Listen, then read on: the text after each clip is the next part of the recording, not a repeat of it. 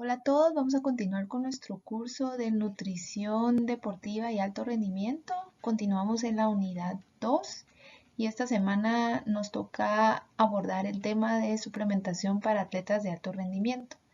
Aquí, como ustedes están llevando un curso de farmacología de los suplementos, no nos vamos a enfocar mucho en el mecanismo de acción, sino más que nada en cuál es el protocolo establecido de dosis y el timing en el que se debe utilizar, donde se ha visto que es efectivo para que los atletas puedan mejorar su rendimiento deportivo o que puedan obtener algún beneficio. Entonces empecemos con este tema tan interesante. Esta tabla ustedes ya la conocen muy bien y es solo un pequeño recordatorio de cómo están clasificados los suplementos de acuerdo al Australian Institute of Sport. Esta clasificación es bastante bonita porque nos da una idea de cuáles son los suplementos que tienen el mayor alto de evidencia científica, donde fue comprobado que son efectivos, y nos puede ayudar también para que nosotros nos enfoquemos en utilizar los suplementos, por ejemplo, la categoría que es la mayor, la que tiene el más alto nivel de evidencia científica. Y con los del grupo B, aquí lo que recomiendan es que se utilice cuando se están haciendo investigaciones o cuando se está proporcionando a atletas como monitoreo clínico. Y también nos ayuda a que sepamos cuál es también, si el atleta nos está diciendo que está tomando un suplemento, si nosotros con propiedad le podemos decir, mire, este suplemento en realidad tiene alguna evidencia, pero aún falta que se hagan más estudios para comprobar su efectividad. Entonces, nosotros en este curso nos vamos a enfocar en los suplementos de la categoría A, y de primero vamos a hablar de alimentos deportivos, y como lo son la proteína de suero, que aquí está específicamente la proteína de suero, pero vamos a hablar un poquito más de proteínas. También los suplementos que mejoran el rendimiento, y aquí sí vamos a hablar de todos: la cafeína, la betalanina, el bicarbonato, el jugo de remolacha y la creatina. Y de los suplementos de la categoría B vamos a hablar únicamente del HMB y del aceite de pescado, y más que nada por el boom que han tenido estos dos suplementos en los últimos años, para que veamos qué es lo que las investigaciones dicen y si en realidad puede ser algo que podríamos recomendar en algún momento dado. Lo vamos a abordar aquí. Entonces vamos a empezar con lo que son los suplementos de proteína. Hay que considerar que los suplementos de proteína son bastante populares, y generalmente cuando uno entrevista a los atletas y le pregunta si está tomando suplementos, no puedo decir que el 100%, pero podría decir que la mayoría de los atletas toman este tipo de suplementos. Entonces, lo que considero que es importante que ustedes manejen bastante bien es los tipos de suplementos que hay y cuáles son las diferencias entre estos, y en qué momentos se pueden usar y cuál es la evidencia que hay detrás de los mismos. Entonces vamos a empezar a abordarlos desde ahorita. Los atletas y poblaciones que realizan ejercicio tienen necesidades incrementadas de proteína, y esto es debido a que cuando se realiza actividad física o se hace ejercicio, es necesario sobreponer el balance negativo de nitrógeno. Además, necesitamos, o los atletas van a necesitar, un extra de proteína para poder reparar las fibras musculares. Si comparamos las recomendaciones de proteína de una población sedentaria adulta con la de un adulto que realiza ejercicio, vemos que sí es un poco diferente. La población sedentaria se recomiendan 0.8 gramos por kilogramo al día, y en un adulto que se ejercita entre 1 a 2 gramos por kilogramo al día. Y esto dependiendo de la fuente, porque en algunos puede decir más o menos. También independientemente de la fuente de donde saquemos esta recomendación, También tenemos que tomar en cuenta el tipo de ejercicio que hace el atleta, la disciplina. Otra cosa importante es que ahora se están haciendo más estudios sobre si las recomendaciones de proteína para mejorar la síntesis de proteína y la hipertrofia tendrían que ser mayores a esta cantidad. Algo bien importante es que los suplementos de proteína podrían ser convenientes y prácticos y una forma efectiva para poder alcanzar estas necesidades extras de proteína en los atletas. Hablando de los tipos y fuentes de proteína, tenemos que recordar de esto, ya lo habíamos hablado en alguna clase anterior, la habilidad de un suplemento de proteína para estimular la síntesis de proteína muscular está relacionada a su contenido en aminoácidos esenciales, particularmente a su contenido en leucina. Y en este estudio que se hizo en el 2013, se comparó el efecto de la suplementación de proteína de suero con proteína de arroz. Y vieron cuál era el efecto en la composición corporal y el rendimiento deportivo. Y aquí lo que podemos ver es que en esta gráfica es la cantidad de proteína consumida y la cantidad de leucina que tenía esa cantidad de proteína. Si nos damos cuenta, la barrita como rosada es lo que representa el whey protein o la proteína de suero, y la barrita amarilla la proteína de arroz. Entonces, de whey protein, para llegar al umbral de leucina, que es la cantidad necesaria que se necesita para que esta mande la señal para iniciar la síntesis de proteína, es alrededor de, aquí es entre 1.7 a 3.5, pero en realidad es entre 2 a 3.5 gramos de leucina, y ahora están diciendo que hasta 4 gramos de leucina. Entonces, si se dan cuenta, lo único que necesitamos es tener más cantidad de proteína de origen vegetal para llegar a la cantidad que tiene una proteína de suero. Y si comparamos la mayor cantidad que dice acá, 36 gramos de suero, se necesitarían 48 gramos de proteína de arroz para llegar a la cantidad de leucina que tiene la proteína de suero. Por lo tanto, sí podemos decir que las proteínas de origen animal típicamente contienen más leucina, y dentro de las proteínas de origen animal se ha visto que la del suero es la que tiene las concentraciones más altas.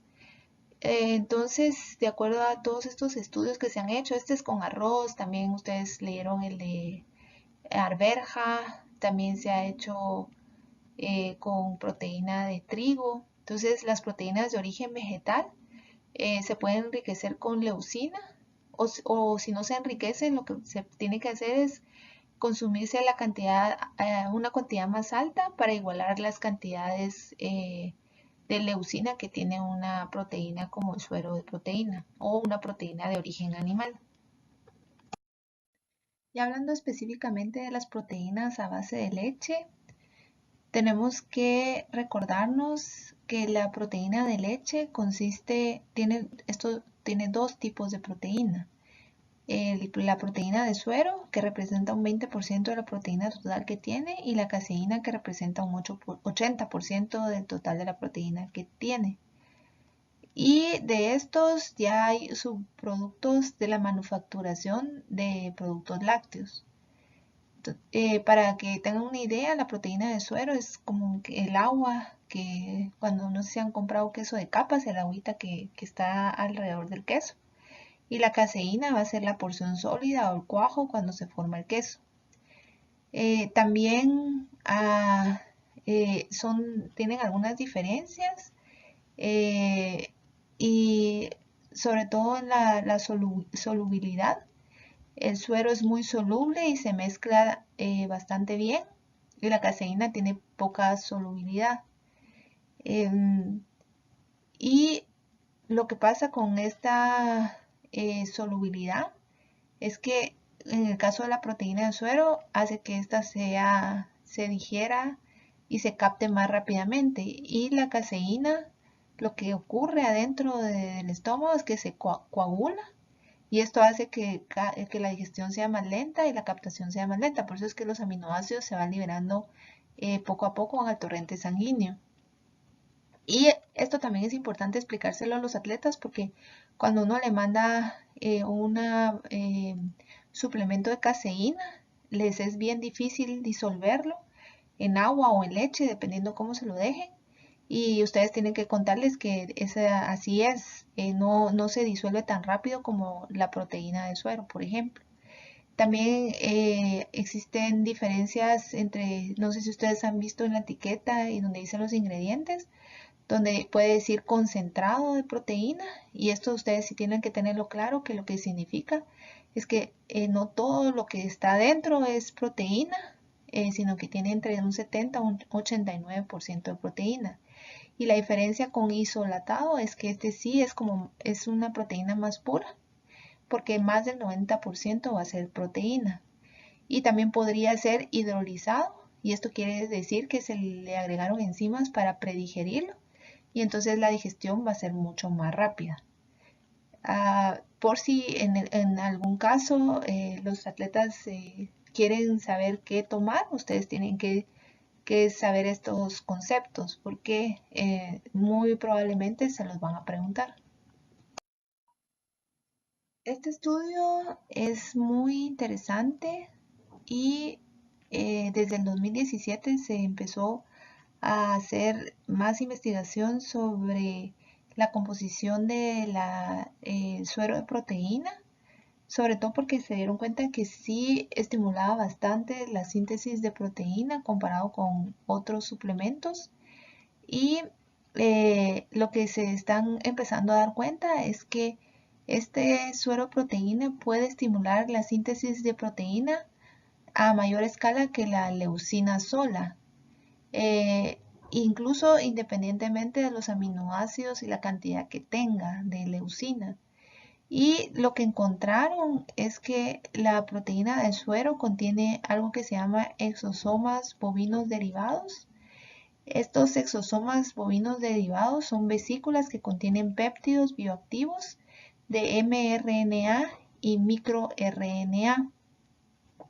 Y hay una serie de experimentos que hizo este autor en el 2017, Mobley, y demostró lo siguiente en los miotubos de roedores, porque esto se hizo en roedores. Antes de pasar a lo que encontró, ustedes tienen que saber que los miotubos, las fibras musculares generalmente se forman de la fusión entre los mioblastos en fibras multinucleadas llamadas miotubos. Entonces los miotubos son como un estadio de desarrollo de las fibras musculares. Y lo que vieron estos autores es que la proteína de suero estimulaba más la síntesis de proteína que su equivalente en aminoácidos esenciales y que el equivalente a una cantidad mayor de leucina, por ejemplo. También que la proteína de suero estimulaba la síntesis de proteínas sin la acción de leucina y de la acción del mTOR, que me imagino que ya lo han visto en fisiología del ejercicio, que el mTOR prácticamente podemos decir que es el control central de la síntesis de proteína. Y estos exosomas de la suero de proteína estimularon la síntesis de proteína y lo que pasó es que sí produjo una hipertrofia muscular. Esto es algo nuevo que se está estudiando y probablemente ya hay un poco de más estudios acerca de esto, pero también es importante tenerlo en mente porque sí, el suero de proteína es un suplemento que se sale de las investigaciones anteriores en donde se decía que solo la leucina como tal, eh, contener las cantidades de leucina del umbral de leucina que entre 2 a 3.5 gramos, se va a empezar a estimular la síntesis de proteína, pero aquí se dieron cuenta que en este tipo de proteína hay otro componente que inclusive es hasta más potente que la leucina en sí. Ahora, ¿cuál va a ser el timing de los suplementos de proteína? De esto ya habíamos hablado la semana pasada. Ya sabemos que el timing es lo que es antes, alrededor del entreno, antes, durante y después. Y se hizo un metaanálisis donde se, para saber cuál eran las prioridades de la ingestión de proteína. A lo que se llegó en conclusión en este metaanálisis es que la ingesta total es más importante, como ya habíamos hablado, pero que la inclusión de proteína alrededor del ejercicio podría proveer pequeños beneficios, particularmente para mejorar la hipertrofia. Pero ya habíamos visto que con relación a los atletas, un pequeño beneficio puede hacer la diferencia. Y no porque no sean diferencias significativas, estadísticamente significativas, no vamos a tomar estas diferencias como significativas en ellos para mejorar el rendimiento deportivo de los mismos. Entonces, hay algunas limitaciones con este metaanálisis porque compararon varios tipos de tratamiento, incluso diferentes formas de administrarlo y las cantidades. También los sujetos tenían diferentes niveles de entrenamiento y la duración del estudio fue entre 6 y 21 semanas y la mayoría fue alrededor de 8 a 12 semanas. Y como lo mencioné, ¿verdad? A pesar de esta evidencia, sí se sugiere que hay un potencial beneficio del consumo de proteína alrededor del mismo, pero la mayoría de los estudios demostraron un potencial beneficio mayor para el consumo de proteína post ejercicio. ¿Cuál dosis vamos a usar de suplementos de proteína? Esta dosis va a depender del contexto, como por ejemplo si es un atleta de resistencia, si es uno de fuerza, también la fuente de proteína y la calidad de la misma, ya que si es una proteína de origen animal versus una vegetal, pues ya sabemos que vamos a probablemente necesitar mayor cantidad de proteína de origen vegetal para llenar la cantidad que se necesita para promover la síntesis de proteína. También si se usa como una fuente general de proteína, entonces la tenemos que utilizar tanto como sea necesario para llenar las recomendaciones de proteína. Esto en el caso de que una persona no pudiera consumir ningún tipo de proteína en el día, pero esto es poco probable que pase con un atleta. Y también sabemos ya desde la semana pasada que para maximizar la síntesis de proteína, las investigaciones sugieren que se consuma cada 3 a 4 horas de 20 a 40 gramos o 0.25 a 0.40 gramos por kilogramo dosis. Y le tenemos que poner un especial énfasis al post-entreno, como decían las investigaciones, para iniciar los procesos de recuperación y también a la proteína, al tipo de proteína que se utiliza en el post-entreno, que sí se recomienda una proteína de fácil digestión como el suero proteína. Y antes de dormir ya habíamos hablado que la caseína sería ideal. Y si vamos a utilizar proteínas de origen vegetal, por ejemplo, con atletas vegetarianos, lo que único que tenemos que tener en cuenta es que o las enriquecemos con leucina o hacemos el cálculo para saber qué cantidad se necesitaría para asimilar las máximas síntesis de proteína que dan las proteínas de origen animal. Continuando con nuestra clase de suplementos, ahí en el programa ustedes tenían de que íbamos a ver aminoácidos, pero en realidad lo que vamos a ver es suplementos a base de aminoácidos y los únicos dos que vamos a ver de estos es la creatina y el HMB. Entonces vamos a empezar con la creatina. La creatina es uno de los suplementos más investigados y validados en el mundo entero. Si ustedes tienen la oportunidad pueden meterse a una página que se llama examine.com, es examine.com, y ahí lo que van a encontrar es toda la gama de estudios que se han hecho con relación a la creatina, y ahí incluso pueden ver las diferentes capacidades físicas que se ha estudiado o diferentes u otros efectos que se han estudiado también de la creatina y qué tan alta es la evidencia científica que hay o si no, en realidad no hay evidencia científica. Es un tripéptido no protogénico. Esto quiere decir como es tripéptido, es que está formado de 3 péptidos y viene de los 3 aminoácidos glicina, arginina y metionina, y que es no protogénico. Esto quiere decir de que no, a partir de él no se producen proteínas. Ya habíamos hablado de esto un poco y tenemos que recordarnos que se encuentra en altas concentraciones en el músculo esquelético. 95% del total de la creatina está ahí y el 65% en el músculo esquelético está en forma de fosfocreatina. Lo que queda, el 5% del total, se encuentra en órganos como el cerebro y los testículos, y 33% de la creatina, la que no está como fosfocreatina, se encuentra como creatina libre. Y lo que pasa es que el total de creatina es la suma de la fosfocreatina con la creatina libre.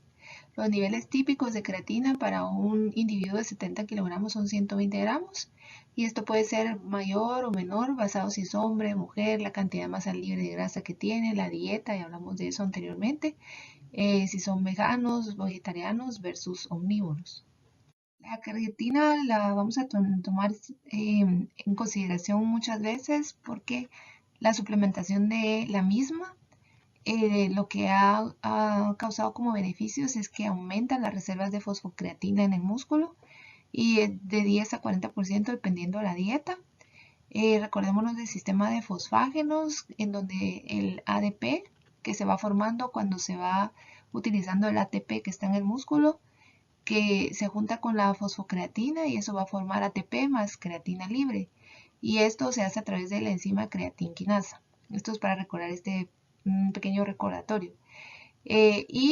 Otro recordatorio es que este sistema es usado grandemente en ejercicios de corta duración y altamente intensos.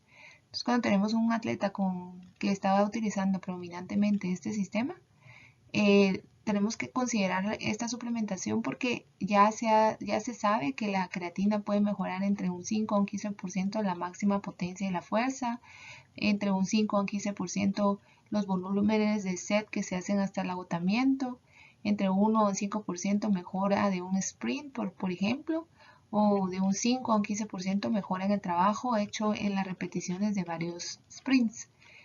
Entonces es algo que nosotros sí tenemos que considerar, y en atletas que utilizan sobre todo este sistema, pero vamos a ver más adelante que no solo para estos atletas se han visto beneficios. Y hablando como los atletas de resistencia, los beneficios no son tan claros y hay resultados inconsistentes, y los más consistentes son los que se han encontrado en el incremento del umbral del lactato. Lo que pasa es que debido a las altas concentraciones de fosfocreatina, va a haber una menos dependencia del sistema glucolítico anaeróbico en algún momento. Y esto lo que va a hacer es que incrementa el tiempo hasta el agotamiento a más altas intensidades. En teoría, un atleta de resistencia podría ser capaz de sostener mayor cantidad de tiempo altas intensidades, es decir, que puede ir más rápido antes de que se fatigue. Que un atleta que debe ir a baja velocidad para continuar su rendimiento deportivo. Por lo tanto, como les he mencionado en otras ocasiones, si tenemos que hay un beneficio, aunque sea no tan significativo, tenemos que también tomarlo en cuenta y pensar si podría ser beneficioso a nuestro atleta para mejorar, aunque sea una décima de segundo, su velocidad, por ejemplo. Existen muchas formas de creatina en el mercado y estas fueron desarrolladas para, por ejemplo, mejorar la solubilidad, la captación y la retención de la misma. Aquí hay algunos de los ejemplos de las mismas, y sin embargo sí se necesitaba más investigación acerca de ellas, porque hasta el momento no hay ninguna evidencia que sugiera que en ninguna forma es mejor que la creatina monohidratada, tanto para retenerla como para los resultados obtenidos. Y la buena noticia esto para los atletas, sobre todo, y para sus bolsillos, es que la creatina monohidratada es la más barata. Por ejemplo, la creatina que es la etil éster podría ser incluso hasta bastante inferior que la creatina monohidratada porque resulta en una menor captación y esta menor captación provoca que haya menos conversión a creatina. Y algo también bien importante porque se venden cápsulas y polvo, entonces no se ha visto ninguna diferencia entre estas dos presentaciones. ¿Cuál es la dosis de creatina? La práctica común es realizar una fase de carga y esta fase de carga el propósito es para que se llegue a la máxima saturación del músculo en menor cantidad de tiempo. Esto se va a llegar en alrededor de 5 a 7 días, que es lo que durará esta fase. Y lo que se recomienda es que se consuma entre 0.3 gramos por kilogramo por día. Y eso nos va a dar alrededor de entre 15 a 25 gramos por día. Esta dosis hay que dividirla en dosis de 5 gramos a lo largo del día. Porque si se da de un solo, sí podría provocar algún malestar gástrico. Y la fase de carga es seguida de una fase de mantenimiento. La fase de mantenimiento es de 3 a 5 gramos por día por 3 a 4 semanas. Esta fase de mantenimiento es tradicionalmente seguida de un ciclo sin suplementación de 4 a 6 semanas. Y estos 4 a 6 semanas es porque se ha visto que después de 4 a 6 semanas las personas regresan a sus niveles basales que tenían anteriormente de fosfocreatina en el músculo y luego hay que repetir de nuevo. Sin embargo, no existe un beneficio inherente de hacer este ciclaje. Realmente, ¿por qué dejar de la creatina vuelva a niveles basales? Es una interrogante que hasta el momento tal vez no se ha respondido con certeza, pero sí se puede decir que hay algunos estudios a largo plazo de 2 a 5 años demostraron cambios adversos en marcadores clínicos de salud con un consumo regular de creatina en atletas, pero esto realmente lo que se vio fue con atletas que seguían tomando creatina sin dejar de tomarla. Entonces, esta podría ser una razón. Y otra razón también podría ser para evitar algún tipo de adaptación y volver a tener como otra vez el estímulo. Entonces es mejor que se descanse y después volverla a tomar. Entonces sí tenemos que tomar en cuenta el calendario de las competencias, hablar con el entrenador y entonces ponernos de acuerdo en qué momento él va a estar entrenando de cierta manera, donde pueda ser más útil esta suplementación y que tenemos que tener esto bien claro para que se coincida bien con el momento en que se va a dar esta dosis. Hay otra forma de dar la creatina que es únicamente dar una fase de mantenimiento. Se da de 3 a 5 gramos, 3 más que nada como para mujeres porque son más pequeñitas y menos pesadas y 5 gramos para hombres. Y esto se da alrededor de 22 a 28 días.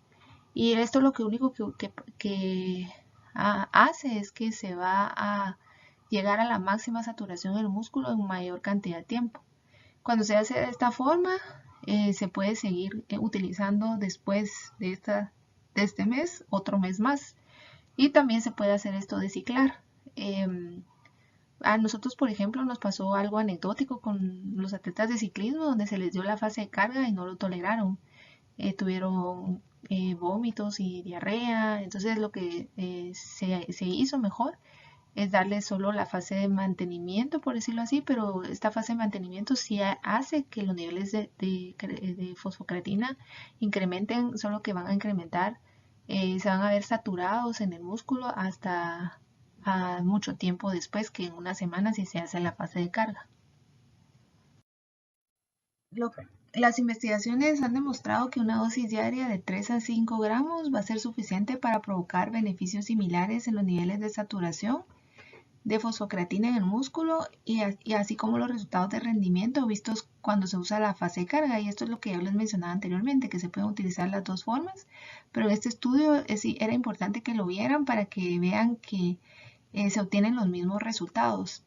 La única diferencia entre la fase de carga y usar una fase de dosis diaria de 3 a 5 gramos es que con la fase de carga la saturación va a ser más temprana. Aquí en este estudio lo que se hizo es que se comparó 3 diferentes formas de dar la creatina. En el grupo A es el primer grupo donde lo que se hizo es que se dio una fase de carga de 20 gramos por día y luego se dejó de dar esta fase de carga. Y aquí vemos el total de creatina, que recuérdense que el total de creatina es la suma de la fosfocreatina en el músculo y la creatina libre. Y lo que pasó es que al séptimo día ya se había llegado a la máxima saturación de creatina y luego como se dejó de tomar ya no empezó a disminuir, y esto hubiera llegado y disminuido si se hubiera continuado el estudio por más tiempo hasta los niveles basales que estaban al principio.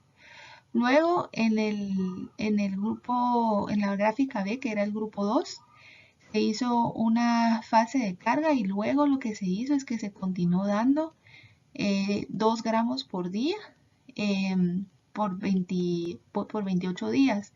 Y aquí lo que pasó es que se llegó a los mismos niveles de creatina total, y lo que se logró con la fase de mantenimiento es que realmente la creatina se mantuviera alta. Y en la tabla 2 en los resultados del grupo 3, donde no se hizo una fase de carga, únicamente se dio 3 gramos por 28 días. Y si vemos el total de creatina, empezó con 121, que era más o menos parecido a los otros grupos, y al final de los 29 días se observó que habían en total de creatina 142 gramos. Entonces es algo que pueden considerar para ver cuál va a ser la forma más conveniente para que ustedes se la den a sus atletas, y que sepan que hay dos formas de dar este tipo de suplementación. Algo que nos vamos a preguntar es si hay si es importante dar este suplemento antes o después o durante el entrenamiento. Y tomar realmente la creatina alrededor del ejercicio parece provocar los mejores resultados, ya sea antes y después. Sin embargo, no hay estudios que comparen directamente el pre versus el post. Si se toma después, teóricamente es mejor porque va a aumentar el flujo de sangre a los músculos, y esto va a incrementar la toma de nutrientes por el mismo músculo. Por lo tanto, se recomienda, pero probablemente sea mejor tomarlo después del entreno para que haya mayor captación. No porque la creatina va a tener un efecto inmediato en el entreno, porque si se dan cuenta el efecto es a largo plazo, cuando ya se tienen niveles altos de fosfocreatina en el músculo. Entonces no hay que confundir esto. Esto si se toma después es más que nada para que haya una mejor captación de la creatina al interior del músculo. Típicamente se ha recomendado tomarlo con carbohidratos y proteína, porque se ha visto que cuando esto se hace por estimular la insulina va a tener una mejor captación. Y si se utiliza la fase de carga, como lo había mencionado, hay que dividirlo en dosis de 5 gramos por toma a lo largo del día. Y por ejemplo, hay atletas que entrenan 2 veces al día, entonces si digamos son 4 tomas, 2 de esas tomas que sean después de cada uno de esos 2 entrenos. Y los días que no entrenan, sí hay que recordarles que también se la tienen que tomar, y se la pueden tomar, por ejemplo, con los tiempos principales o las refacciones también. Ahora vamos a hablar del beta-hidroxil beta-metilbutirato, o HMB, como todo el mundo lo ha oído mencionar. Si se recuerdan, este suplemento estaba en la categoría B de la clasificación del Australian Institute of Sport.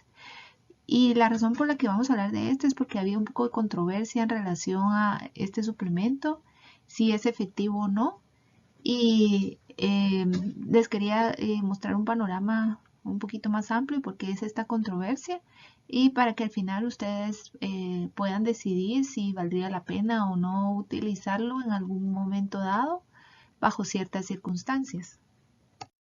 Primero tienen que saber que el HMB es un metabolito de la leucina y es formado directamente del alfa-ketoisocaproato. Y algo que es importante es que únicamente un 5% de la leucina es convertido en HMB.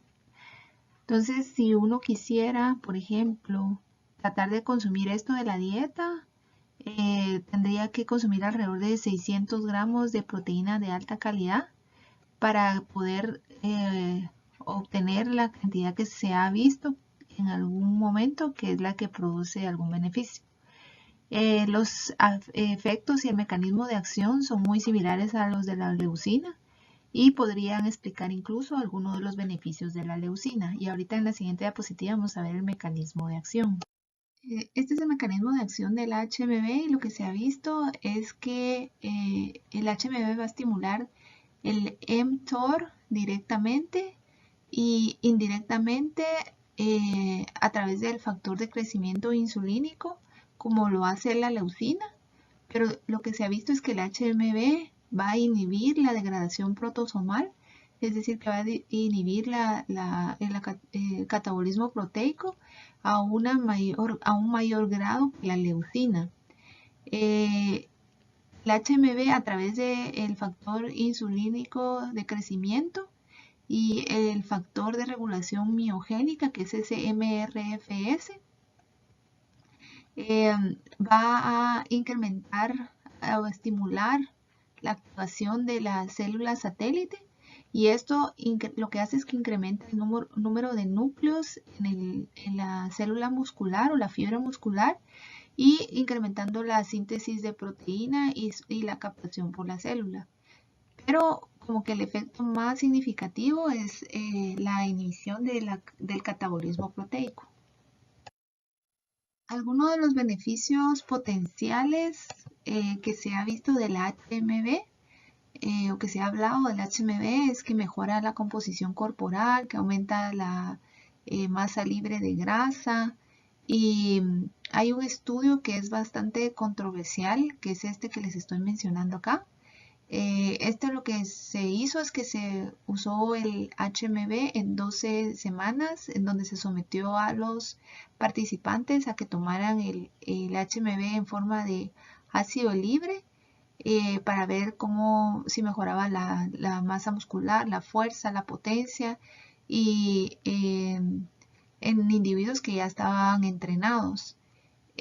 Aquí en esto lo que se ve es que hubo un aumento de 7.4 gramos de la masa libre de grasa con HMB versus el placebo que eran 2.1 kilogramos y hubo un 6.6% de reducción de el porcentaje de grasa con el HMB comparado con el 2.2% en el placebo. Lo que quiero que ustedes vean acá es acerca de la desviación estándar y se van a dar cuenta que hay algo muy peculiar.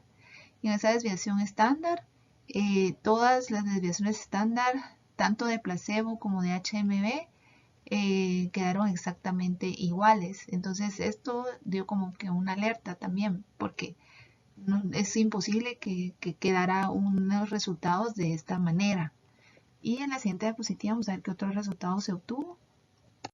Aquí lo que vemos son los resultados de fuerza y sí hubo una diferencia estadísticamente significativa con relación a los que no tomaron HMB, con los que sí lo tomaron, también con la potencia, con la fuerza donde se vio en todos los diferentes ejercicios que se hicieron o pruebas que se hicieron y también en la potencia. Pero si se dan cuenta, aquí otra vez se repite lo mismo de que las desviaciones estándar están exactamente iguales, idénticas tanto en el placebo como en el HMB, cosa que como todos los resultados fueron iguales, entonces las personas empezaron a cuestionar este estudio.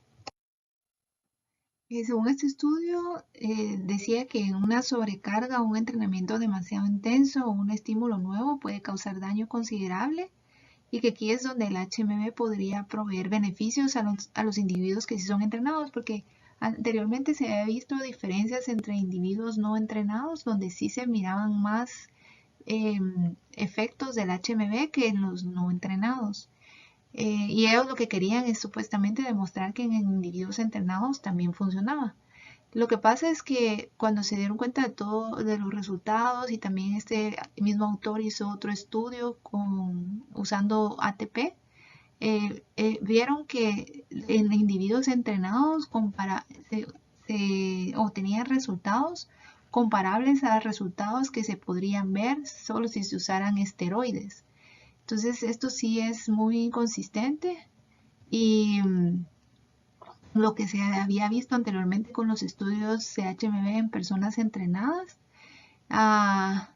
Pero independientemente de esto, todavía falta más investigación sobre todo esta forma de HMB que es el ácido libre, especialmente en individuos entrenados, para ver si realmente es algo que podría funcionarles para estas mejoras que se están buscando. Por lo tanto, parece que el HMB pues, tiene más un efecto anticatabólico. Otra cosa que habría que tomar en cuenta en los estudios es si el ejercicio que se realizó podría no haber sido suficientemente estresante para provocar cambios en individuos entrenados. Entonces, como que el enfoque actualmente del HMB es como que utilizarlo como en situaciones de estrés catabólico, cuando por ejemplo hay un estímulo nuevo, es decir, que se está empezando digamos, una etapa de preparación nueva, por ejemplo, digamos si fuera en atletas, o cuando una persona está empezando a hacer ejercicio.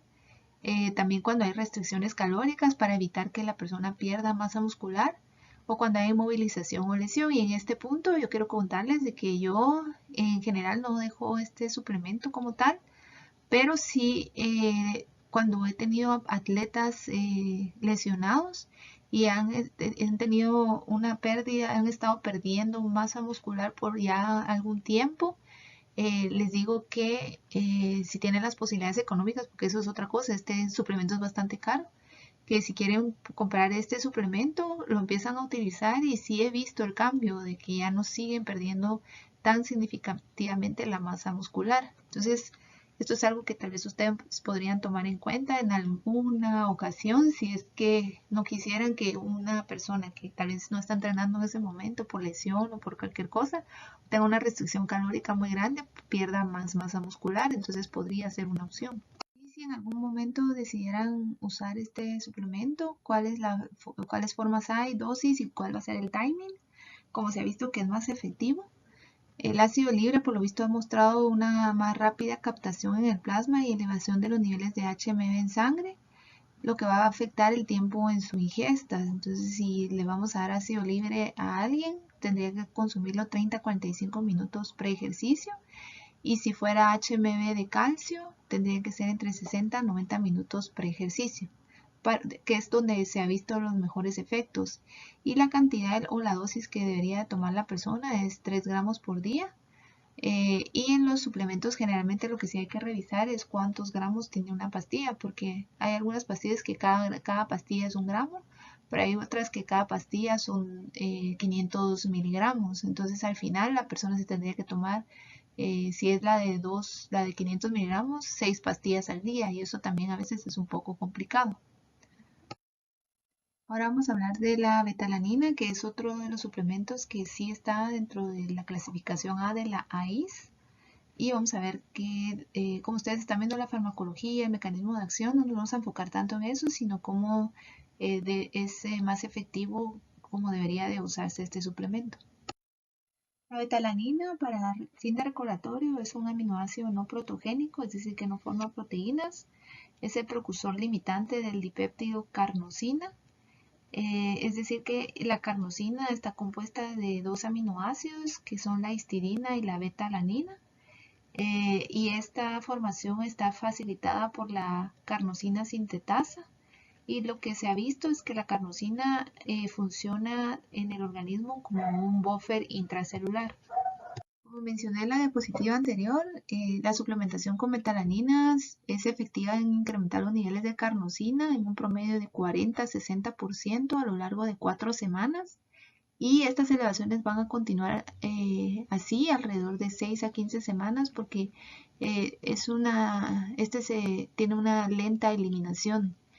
La carnosina exógena, por otro lado, si digamos hay algunos suplementos que dice que tienen carnosina, entonces es importante que ustedes sepan que esto no se recomienda tomarlo, porque si uno lo toma directamente la carnosina, esta se va a degradar rápidamente en la sangre vía la carnosinasa, que es la CN1, intracelularmente por la carnosinasa 2.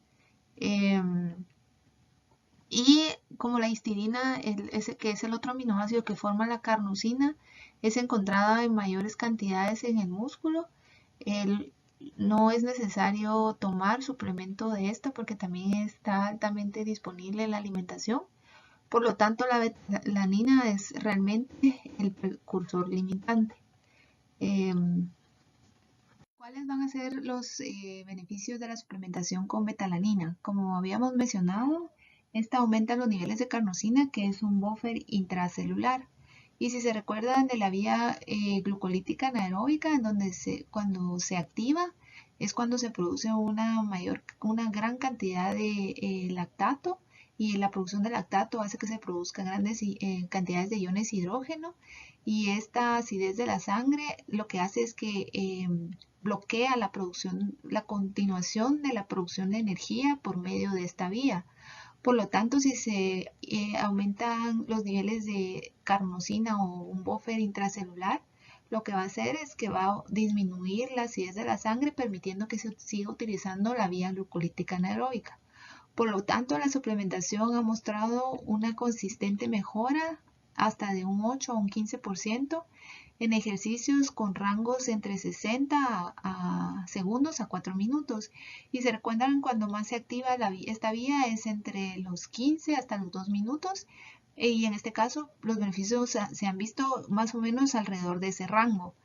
Y los beneficios encontrados han sido mayormente en mediciones, cuando se hacen mediciones de tiempo para el agotamiento, y cuando se ha asociado esto en la intensidad cuando se está utilizando esta vía energética, la glucolítica anaeróbica. Y se han visto pequeños beneficios en ejercicios que duran entre 4 y 10 minutos. Para este rango de tiempo, las investigaciones son limitadas y han demostrado incrementos en el tiempo para el agotamiento también, y también en disminución en ensayos de tiempo.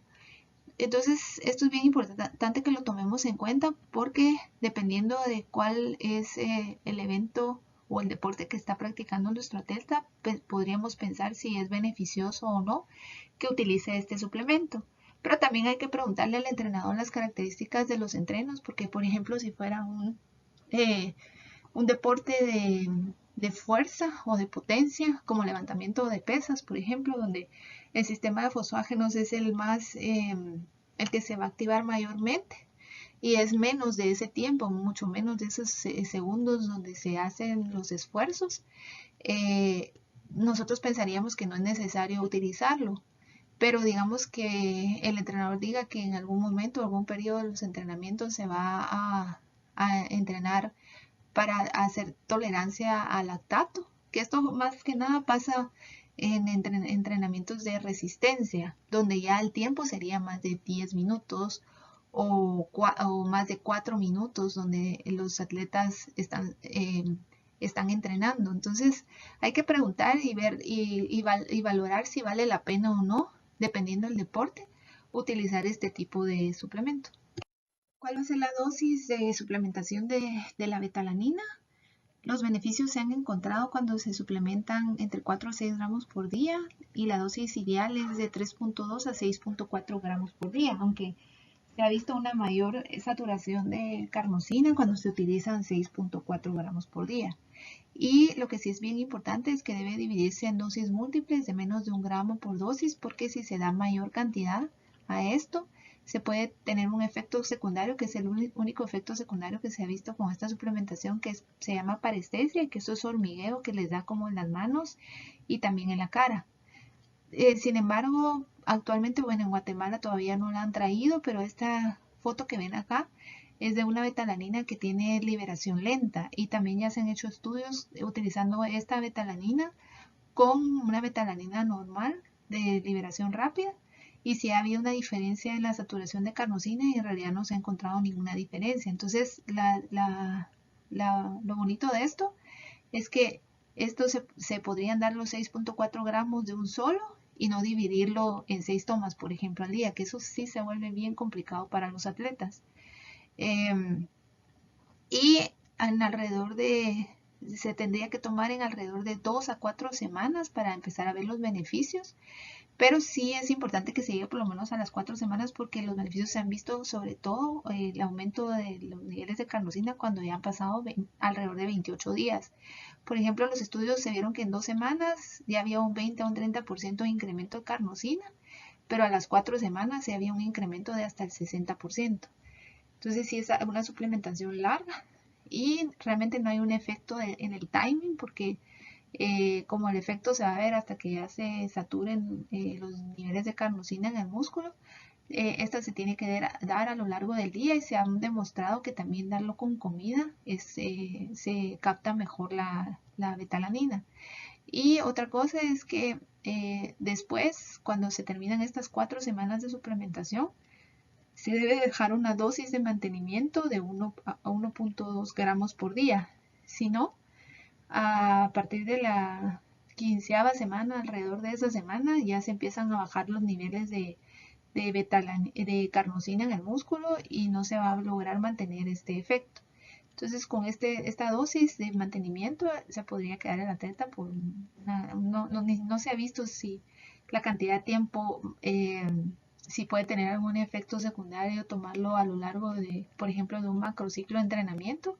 No se ha visto ningún efecto secundario, entonces se podría pensar de esta forma, que se tome a lo largo de un macrociclo de entreno y cuando sea el descanso, pues se deje de tomar y después otra vez se vuelva a la suplementación.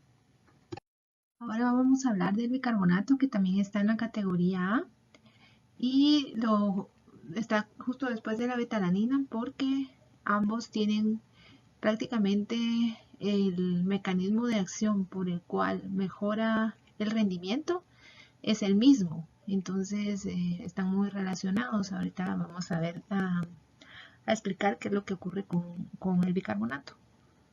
El bicarbonato de sodio actúa como un buffer extracelular sanguíneo.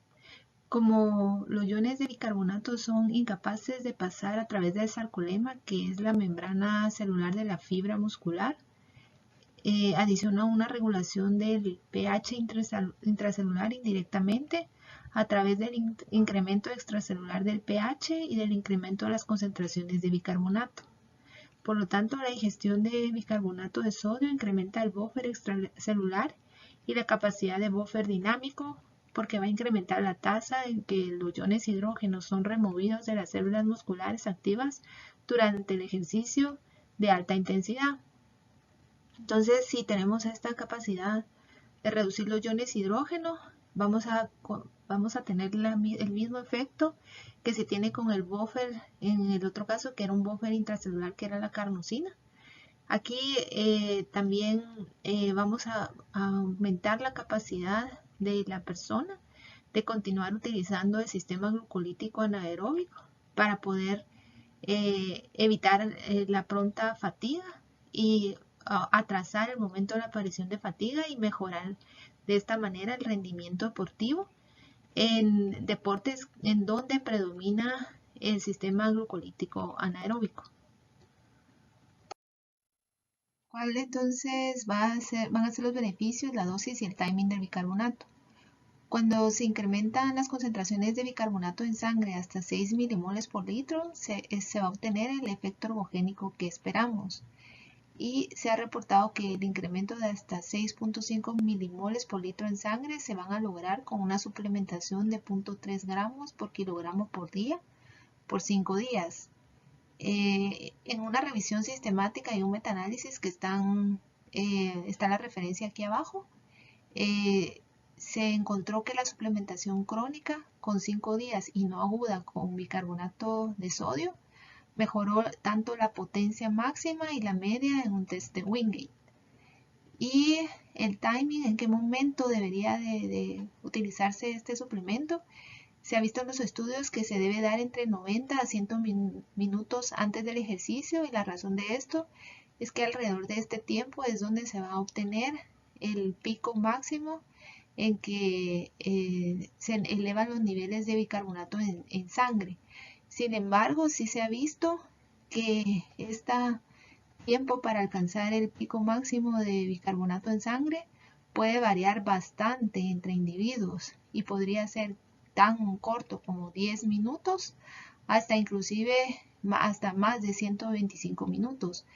Pero en los estudios que se revisaron en este metaanálisis, sí el rango en el que se daba la suplementación, independientemente del pico máximo en que se elevaban los niveles de bicarbonato en sangre, fueron entre 90 a 180 minutos antes del ejercicio.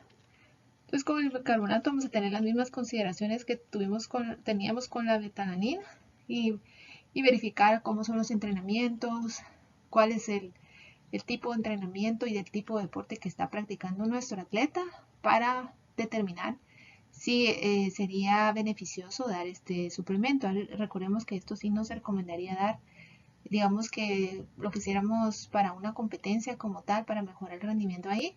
No sería beneficioso darlo 5 días antes de la competencia porque no se tiene que probar nada nuevo tan inmediato o tan cercano a la competencia, sino sí lo tendríamos que probar con anterioridad y ver cómo lo tolera el atleta y si tiene algún efecto beneficioso en él. Ahora vamos a hablar de la cafeína, que es otro suplemento de la categoría A.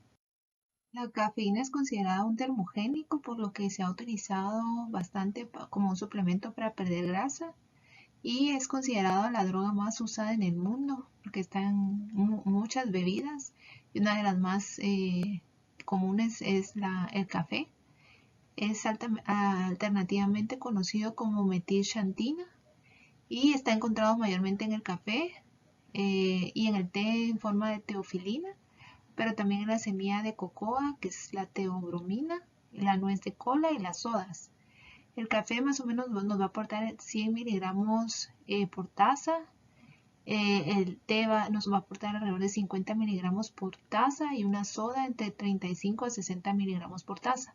Aunque con el café va a depender del tipo de café que se está tomando. También se han encontrado diferencias genéticas en los efectos y estas diferencias es debido a una enzima en el hígado que se llama CYP1A y se ha visto que si uno tiene mayor cantidad de esta enzima, las personas van a metabolizar la cafeína y se va a eliminar más rápidamente. El rango de vida media es de 2.5 a 10 horas en el cuerpo y se va a excretar en la orina. De forma resumida, el mecanismo de acción de la cafeína es que la cafeína se va a unir a los receptores de adenosina y esto lo que va a hacer, va a tener efecto en tres aspectos importantes. El primero es que se va a haber una excitación del sistema nervioso central, eso va a aumentar la presión arterial, la frecuencia cardíaca y va a mejorar lo que es el estado de ánimo. Luego va a haber una estimulación metabólica porque va a aumentar el gasto energético y aparte va a haber una liberación de catecolaminas como la norepinefrina y eso lo que va a hacer es que va a aumentar el gasto energético y la oxidación de grasas. ¿Cuáles van a ser los beneficios potenciales de la cafeína? La mayoría de los beneficios se han visto en ejercicios de resistencia o endurance. En esto lo que se ha visto es que reduce el RPE. El RPE es lo que se conoce en inglés como Rate of Perceived Exertion, que es una calificación del esfuerzo percibido. Y esto probablemente lo hace a través de la liberación de beta-endorfinas, porque cuando se consume cafeína se liberan estas beta-endorfinas. Mejora el tiempo hasta el agotamiento, se ha visto un 25% de mejora. Y esto probablemente es debido al ahorro del glucógeno, porque mejora la disponibilidad de ácidos grasos. Hay que recordar que el glucógeno es el factor limitante en mantener la intensidad por mayor cantidad de tiempo en actividades de larga duración y también intermitentes, por lo tanto incrementando la disponibilidad y la cantidad de ácidos grasos a través de la lipólisis. Eso puede hacer que uno preserve más el glucógeno. También se ha visto que mejora las repeticiones de ejercicios en deportes intermitentes como los de conjunto y va a mejorar la resíntesis de glucógeno durante los tiempos de recuperación. Y con relación a los ejercicios de corta duración y alta intensidad, la cafeína ha tenido resultados inconsistentes en este tipo de ejercicios. y los beneficios se han visto en su mayoría en la mejora de la potencia y beneficios leves en la carga de trabajo. Los beneficios en la potencia y la fuerza podrían ser debido a la mejora de la función neural.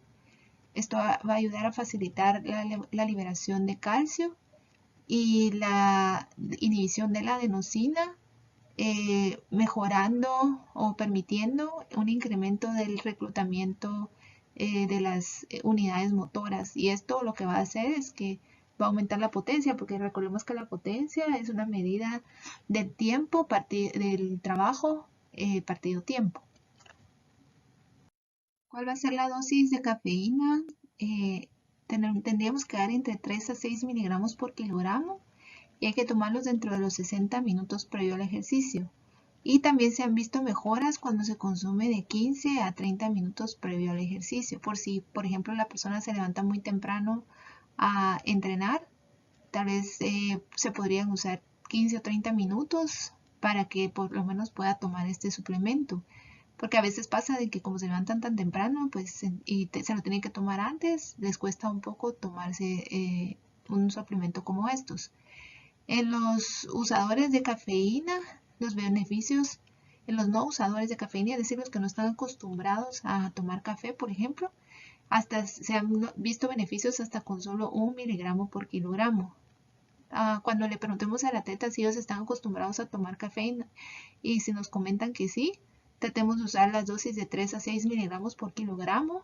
Y si no, hay que empezar con 1 miligramo por kilogramo porque esto sí puede hacer que las personas se sientan muy ansiosas y hasta incluso con taquicardia si empezamos con dosis tan altas. Y los beneficios máximos se han visto con dosis de hasta 9 miligramos por kilogramo. Ahora con la cafeína hay que tener un poco de cuidado con las cantidades, y más si se lo vamos a dar a un atleta de alto rendimiento que podrían hacerle una prueba doping, porque el Comité Olímpico Internacional ha determinado que se permite una máxima cantidad de cafeína de 12 microgramos por mililitro de orina. Y la NCAA, que es el National Collegiate Athletic Association, lo limita a 15 microgramos. Esto se va a traducir a que la persona podría consumir entre 9 a 13 miligramos por kilogramo de cafeína, lo que equivale a 6 a 8 tazas de café. Solo que si le estamos dando el suplemento, sí hay que decirle al atleta que es mejor que no tome café durante el día porque hasta le podría ser un poco difícil dormir. Y también tomar en cuenta estos límites que hay actualmente sobre la cafeína. En cuanto a las formas, la cafeína anhídrida es la más estudiada y es la que se recomienda. Y los resultados sí favorecen la utilización de esta cafeína versus el café. Los efectos secundarios de la misma es que puede incrementar la frecuencia cardíaca y la presión, por lo tanto puede ser contraindicado cuando hay problemas cardiovasculares. Podría haber temblores y esto podría afectar prácticas de habilidad, por ejemplo, las personas que practican tiro deportivo o tiro con arco, tal vez les podría afectar si no están acostumbrados a esto. Los efectos secundarios son típicamente menores para los consumidores habituales y si se deja de tomar, típicamente se acaban luego de 1 a 4 semanas de cesación, de que se ha dejado de tomar. Lo que se va a quitar es la somnolencia, el dolor de cabeza y la irritabilidad que a veces podría causar. Hablando de los efectos secundarios, ¿hay alguna preocupación con respecto a la diuresis y a la deshidratación? Se dice que la cafeína puede reducir la reabsorción de sodio en los riñones debido a que hay un bloqueo de los receptores de adenosina. Pero los efectos en esto, hay una inconsistencia en la literatura y en un metaanálisis reciente sugiere que hay pequeños efectos en la diuresis. Aquí en este metaanálisis no se concluyó realmente que el efecto de la cafeína en la diuresis no la afectaba significativamente, y esto probablemente era porque durante el ejercicio hay una elevación de las catecolaminas, que esto va a promover la retención de fluidos, cancelando los efectos diuréticos de la cafeína. Entonces no nos tenemos que preocupar con este aspecto, y eso es algo de lo que los atletas a veces se preocupan si esto va a hacer que aumenten las ganas de ir al baño, por ejemplo.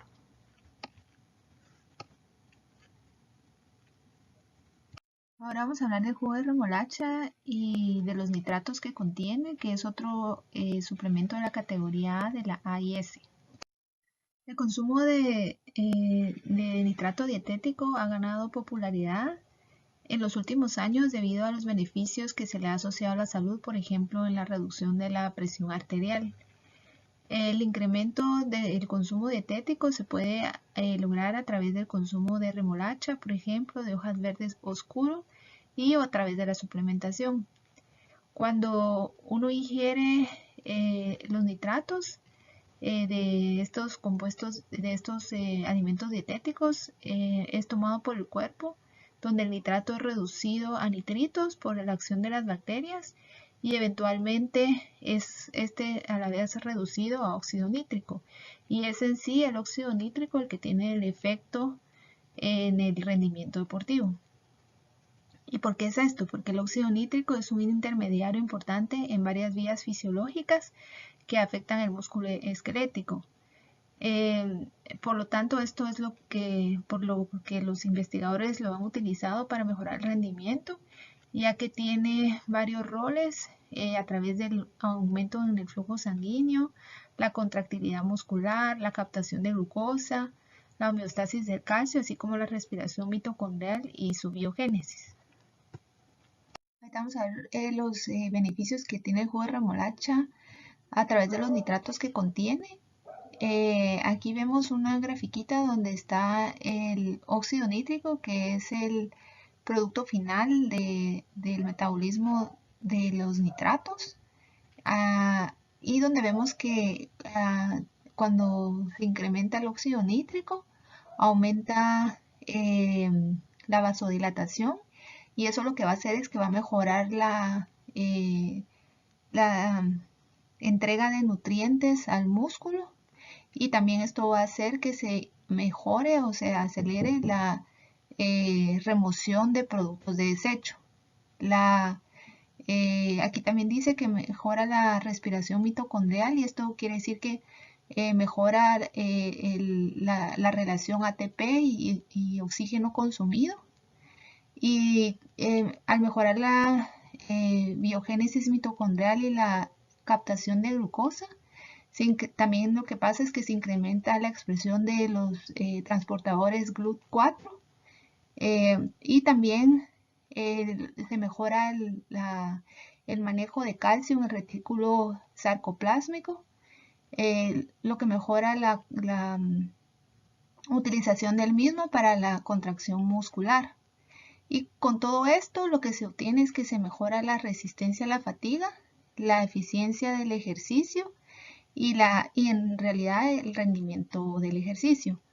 De acuerdo a un metaanálisis, la suplementación con nitrato dietético, lo que hizo, se encontró en este metaanálisis, es que hubo un incremento del tiempo hasta el agotamiento, pero no hubo ningún efecto significativo en el rendimiento del tiempo de pruebas contrarreloj. El nitrato dietético puede mejorar la capacidad aeróbica, y la suplementación aguda puede mejorar la recuperación entre sprints, o sea, de repeticiones de sprints. Esto se cree que es por lo mismo del incremento de la vasodilatación, lo que va a dejar es que aumente el flujo de oxígeno y nutrientes, y que se mejore esa remoción de productos de desecho como las altas cantidades de fosfato y también de iones hidrógeno que se pueden producir cuando los ejercicios son de alta intensidad y corta duración. Y la suplementación crónica de alrededor de 4 a 5 días, lo que se ha visto es que puede reducir el costo de oxígeno de ejercicios submáximos y la tolerancia al ejercicio. Entonces, ¿cuál va a ser la dosis que se tiene que usar para mejorar el rendimiento deportivo? Se ha visto que con una dosis de 350 a 800 miligramos de nitrato se obtienen los efectos en el rendimiento, aunque yo les digo que yo hice un estudio con los atletas de fútbol soccer en la Universidad de Tampa, y habíamos revisado que en los estudios, cuando se utilizaba una dosis de 350 miligramos, no se encontraban efectos para mejorar las repeticiones de sprints, pero cuando se usaban 800 miligramos, ahí sí había un efecto significativo, entonces nosotros decidimos usar 800 miligramos. La forma como se va a usar es que se tiene que tomar de 2 a 3 horas previo al ejercicio, porque este es el tiempo que toma para que el nitrato sea convertido a óxido nítrico en el cuerpo. Y una dosis aguda lo que va a hacer es que mejora el rendimiento deportivo, pero se ha visto que van a haber adaptaciones a nivel celular cuando se da una suplementación crónica de al menos de 4 a 5 días hasta 15 días de este suplemento. Y el jugo de remolacha, por ejemplo, si ustedes lo quisieran dar a un atleta, tienen que saber que más o menos medio litro, y esto va a depender del tipo de remolacha, dónde fue cultivado y todo eso, va a tener alrededor de 350 miligramos, y eso es bastante. Nosotros probamos darle a los atletas de boxeo que tomaran jugo de remolacha a un vaso, y la verdad era bien difícil que se lo tomaran, no es tan fácil. Y aquí tendría que ser medio litro, y si quisiéramos llegar a la dosis máxima, tendría que ser casi que un litro de jugo de remolacha, tomárselo de 2 a 3 horas antes del entreno. Entonces es bien difícil que poderlo hacer de forma aguda con alimentación. Y este suplemento que está en la foto es un suplemento que es concentrado de nitratos, y lo que se toman en 700 mililitros vamos a encontrar entre 350 a 500 miligramos de nitrato, y para llegar a la dosis de 800, por ejemplo, más o menos necesitaríamos 2 shots de estos, y esto fue lo que usamos en nuestro estudio con los atletas de fútbol soccer. Y si se utilizara la sal de nitrato, que es nitrato de sodio potásico, la dosis como se tiene que dar es de 7 a 10 miligramos por kilogramo. Y nos ha visto una diferencia entre usar esto y el jugo de remolacha, los efectos se han visto bien parecidos. Entonces este es un suplemento bastante interesante, el problema es que aquí no lo venden, y entonces si quisiéramos podríamos incrementar el consumo de hojas verdes y de remolacha en los atletas, y también de algunos otros alimentos que en la tabla de la siguiente diapositiva se van a dar cuenta que alimentos son más altos en nitrato. En esta tabla lo que encuentran es los alimentos y cuánto nitrato tienen, y están clasificados entre los que contienen muy alta cantidad, alta, moderada, baja y muy baja. Y para hacer énfasis en los que tienen muy alta, podemos ver estos tienen alrededor de 2500 miligramos por kilogramo de vegetal fresco, que eso es el equivalente a 40 milimoles. Y aquí encontramos la remolacha, el jugo de remolacha, el apio, la lechuga, por ejemplo, la arúgula y la espinaca. Y ya para terminar vamos a hablar brevemente del omega 3, que está dentro de los suplementos de la categoría B, como aceites de pescado.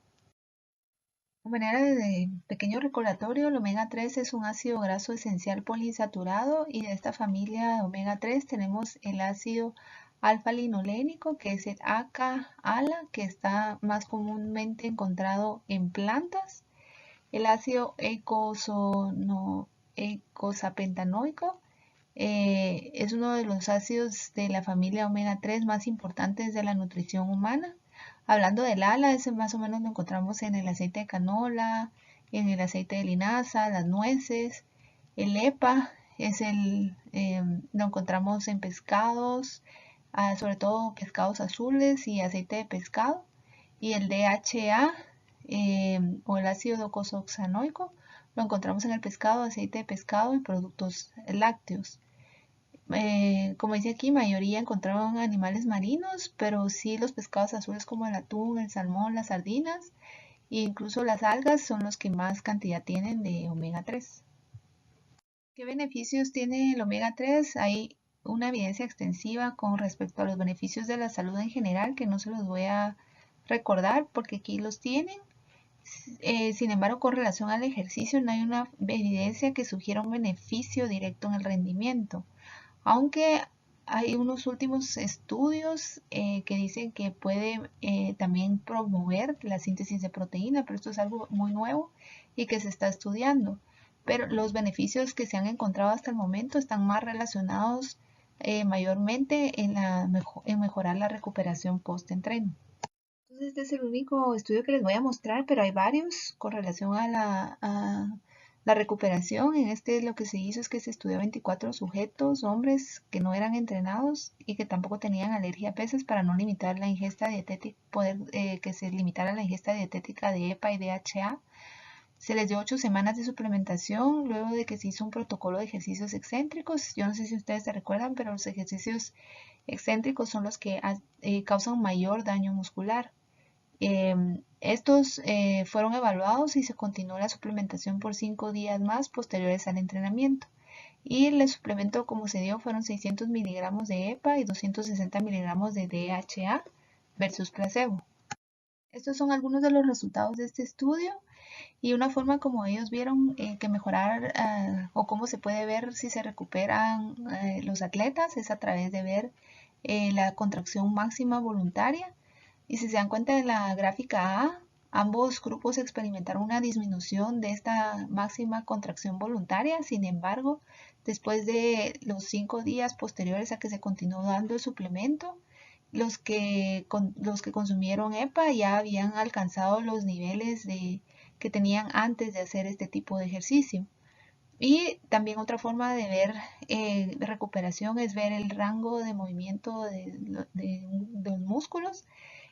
Y aquí si eso se inhibió de alguna forma.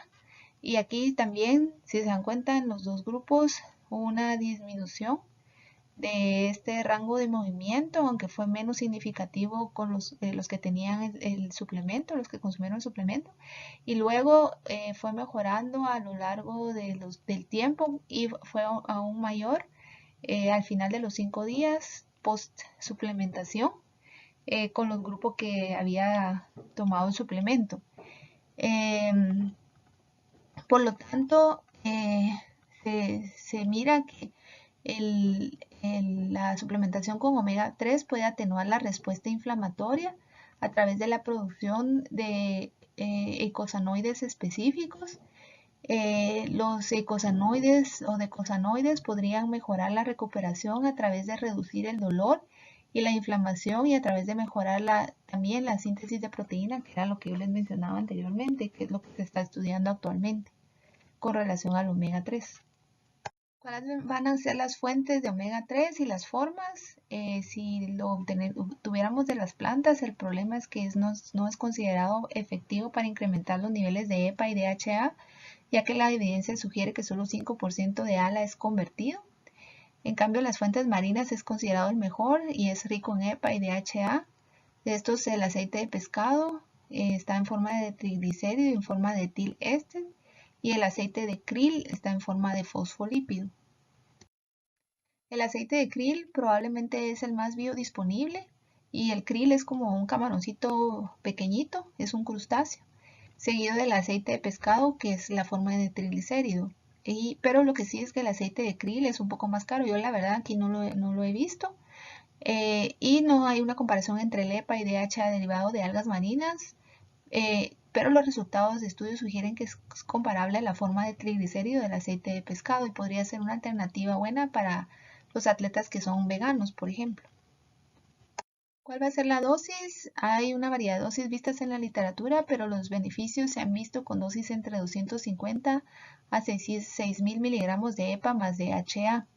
Lo que sí es que sí se tiene que tener especial cuidado de dar menos de 3 gramos de EPA y DHA, porque esto sí ya es considerado seguro por la USDA, ya que si se dan dosis mayores a esto podría tener efectos secundarios como la dilución sanguínea y un efecto inmunosupresivo debido a la atenuación de las vías inflamatorias. Por lo tanto, un rango ideal para poderlo dar es entre 1 a 2 gramos de EPA, DHA, y la relación 2 a 1, 2 EPA por 1 de DHA puede ser lo más beneficioso. Y la mayoría de las investigaciones usa relaciones similares, aunque se ha visto beneficios solo con EPA y DHA. No está claro la importancia de EPA versus DHA en adultos sanos, por ejemplo. Mayormente es recomendado consumirlo alrededor de las comidas, lejos del ejercicio para reducir el riesgo de problemas gastrointestinales, porque sí se ha visto que puede provocar alguna malestar gástrico, pero para eso también hay como que algunas formas que tienen microencapsulación y eso puede ayudar a mejorar la digestión y reducir los riesgos de estos problemas gastrointestinales.